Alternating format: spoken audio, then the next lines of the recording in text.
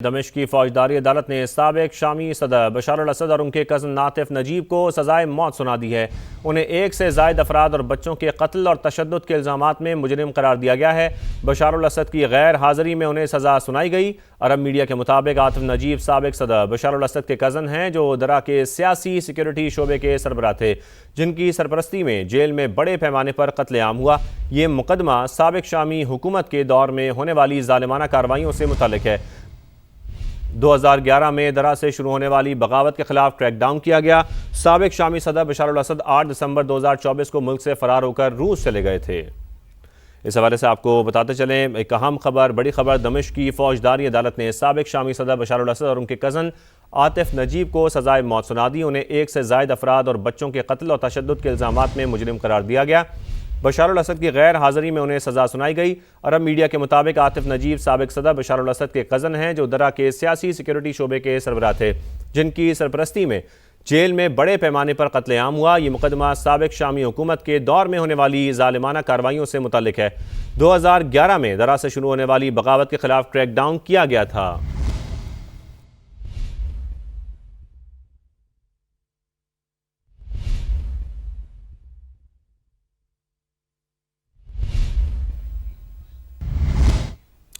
आपको बताएं, supreme court के बाहर पीटीआई के अरकान पार्लियामेंट के एहतजाज की कॉल। जुनेद अकबर, आजम स्वाति, शानदाना गुलजार और शफी जान समेत दीगर रहनुमा पहुंच गए हैं और वकला भी जमा हैं। सिक्योरिटी के सख्त इंतजाम किए गए हैं।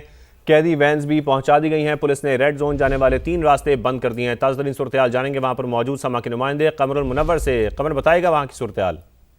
जी, आज वज़ीर आला खैबर पख्तूनख्वा सुहेल अफरीदी की जानिब से एहतजाज की कॉल दी गई थी, जो इब्तदाई तौर पर ऐसा लग रहा है कि नाकाम हुई, क्योंकि यहाँ पर उनकी जानिब से ये कहा गया था कि तमाम पार्लियामेंटेरियन सूबाई असम्बली के जितने भी अरकान हैं वो यहाँ पर पहुंचे, तमाम सैनेटर्स यहाँ पर आए और जो कौमी असम्बली के उनके नुमाइंदगान हैं वो भी यहाँ पर आए, ताकि एहतजाज जो है वो यहाँ पर किया जाएगा और सुप्रीम कोर्ट में एक पटिशन जो है वो भी दायर की जाएगी। ताहम सुहेल अफरीदी खुद तो यहाँ पर पहुंची, उनके साथ जो रहनुमा थे जिनमें अली मोहम्मद खान, शानदाना गुलजार, जुनेद अकबर वगैरह यहाँ पर पहुंचे, लेकिन इम्प्रेसिव शो यहाँ पर नहीं ला सके।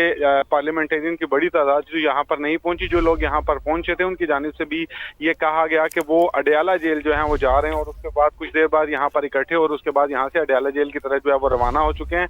तो अब जो रेड जोन की सिक्योरिटी थी उसको सुबह से ही हाई अलर्ट कर दिया गया था। आने जाने वाले जो रास्ते हैं उनको भी स्क्वीज करते हुए 3 रास्ते जो है उनको सिर्फ उनको बंद कर दिया गया था। सिर्फ 2 रास्ते जो है वो रेड जोन अंदर दाखिल होने के लिए खोले गए थे। अब यहाँ पर सुप्रीम कोर्ट के बाहर मीडिया टॉक की गई और उसके बाद यहाँ से अब ये तमाम लोग जो हैं ये रवाना हो रहे हैं और इनका ये कहना है कि अब तमाम पार्लियामेंटेरियन जो है वो अडयाला जेल के बाहर जो है वो एहतजाज करेंगे। तफसीलात के लिए बहुत शुक्रिया आपका। पाकिस्तान सिर्फ अक्सरियत का नहीं बल्कि इस धरती पर बसने वाले हर पाकिस्तानी का वतन है, जहां हर शहरी को बराबर के हुकूक हासिल हैं। कौमी परचम में मौजूद सफ़ेद रंग मुल्क की अक़लियतों की नुमाइंदगी करता है।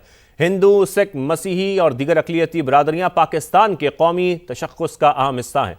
क़याम पाकिस्तान से आज तक अक़लियतों ने मुल्क की तामीर और तरक्की में अहम किरदार अदा किया है। तालीम हो, सेहत हो, मुल्की दिफा हो या मईशत, हर शोबे में अक़लियती बरादरियों की खिदमात नाकाबिले फरामोश हैं। कायद-ए-आज़म मोहम्मद अली जिन्ना ने भी हर शहरी के लिए मुसावी हुकूक और मजहबी आज़ादी का वाज़ेह पैगाम दिया था। पाकिस्तान में आज अक़लियत का कौमी दिन मनाया जा रहा है। पाकिस्तान की अक़लियती बरादरियाँ मुल्क के लिए क्या किरदार अदा कर रही हैं और उनके हुकूक और मसाइल क्या हैं, इसी पर बात करने के लिए आज हमारे साथ मौजूद हैं। हम शामिल कर रहे हैं रमेश कुमार साहब को, चेयरमैन पाकिस्तान हिंदू काउंसिल हैं, वो हमें ज्वाइन कर चुके हैं। बहुत शुक्रिया रमेश साहब, अगर इस सूरत-ए-हाल को देखा जाए, पाकिस्तान की तामीर और तरक्की में अक़लियती बरादरियों का मजमूई किरदार बहुत अहम रहा है। सबसे पहले क्या कमेंट करेंगे इस पर आप? ये कि आपने इंट्रो में जो बात की कि नॉन मुस्लिम कम्युनिटी का एक इम्पॉर्टेंट रोल रहा है। कायद-ए-आज़म मोहम्मद अली जिन्ना ने तो कभी अक़लियत भी नहीं, उन्होंने कहा कि non Muslim citizen, equal citizen. और 23 मार्च 1940, 11 अगस्त 1947 और 14 अगस्त 1947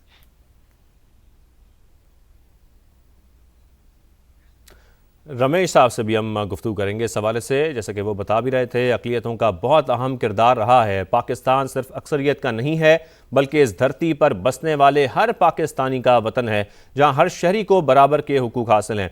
कौमी परचम में मौजूद सफ़ेद रंग मुल्क की अक़लियतों की नुमाइंदगी करता है। हिंदू हो, सिख या मसीही या फिर दीगर अक़लियती बरादरियाँ, पाकिस्तान के कौमी तशख़्ख़ुस का ये सब अहम हिस्सा हैं। इसके साथ साथ क़याम पाकिस्तान से आज तक अक़लियतों ने मुल्क की तामीर और तरक्की में बहुत अहम किरदार अदा किया है और आज भी कर रहे हैं। तालीम हो, सेहत हो, मुल्क की दिफा हो या मईशत, हर शुबे में अक़लियती बरादरियों की खिदमात नाकाबिले फ़रामोश हैं। और कायद-ए-आज़म मोहम्मद अली जिन्ना, जिनका जिक्र रमेश साहब भी कर रहे थे, उनकी जब हम बात करें तो उन्होंने भी हर शहरी के लिए मुसावी हुकूक और मजहबी आज़ादी का वाज़ेह पैगाम दिया था। पाकिस्तान में आज अक़लियत का कौमी दिन मनाया जा रहा है।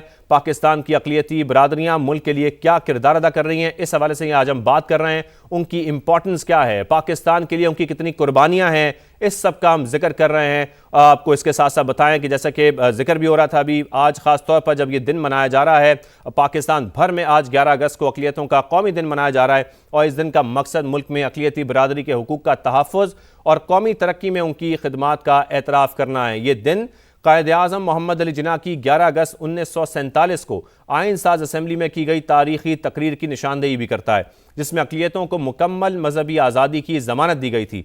बानी पाकिस्तान ने तकरीर में वाज़ेह किया था कि मजहब या अक़ीदे की बुनियाद पर किसी शहरी के साथ इम्तियाजी सलूक नहीं होगा। रमेश कुमार साहब हमारे साथ मौजूद है। रमेश साहब, प्लीज़ कंटिन्यू कीजिएगा।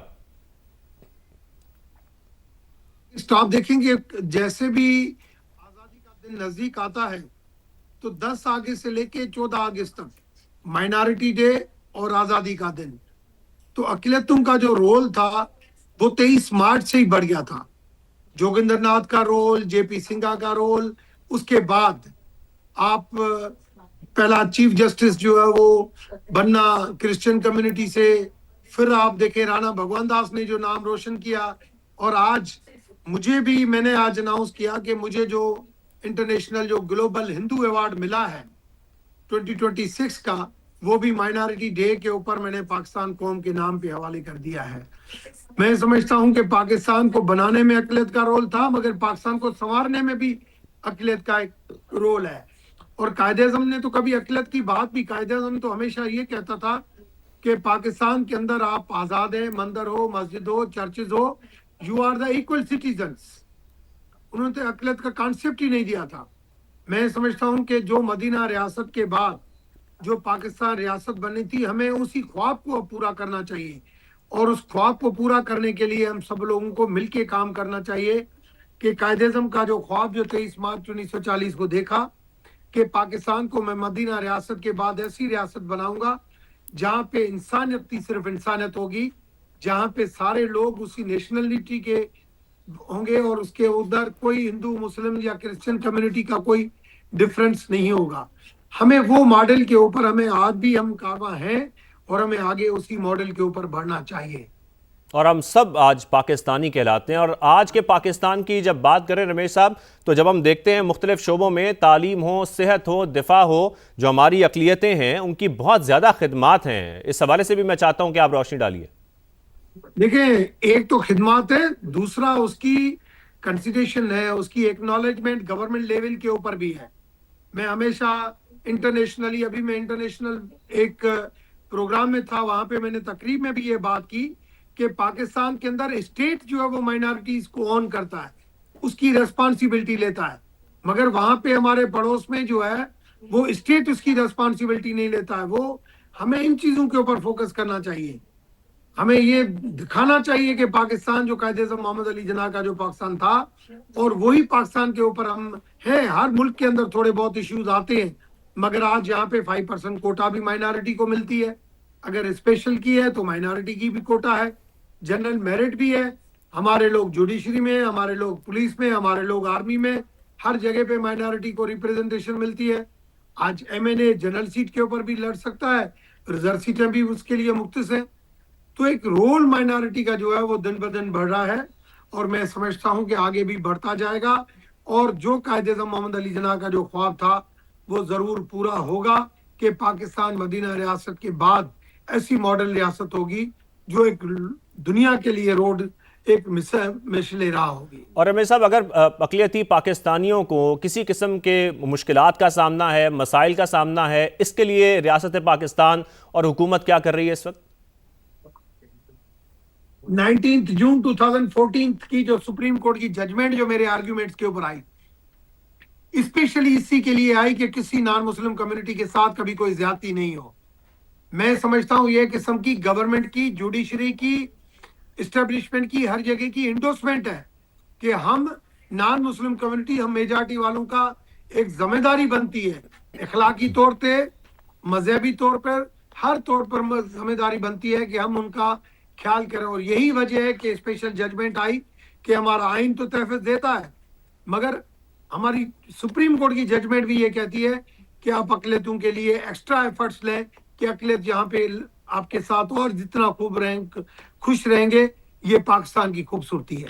यही पाकिस्तान की खूबसूरती है। रमेश कुमार साहब, चेयरमैन पाकिस्तान हिंदू काउंसिल, हमारे साथ मौजूद थे। आपका बेहद शुक्रिया, आपने अपना कीमती वक्त हमें दिया।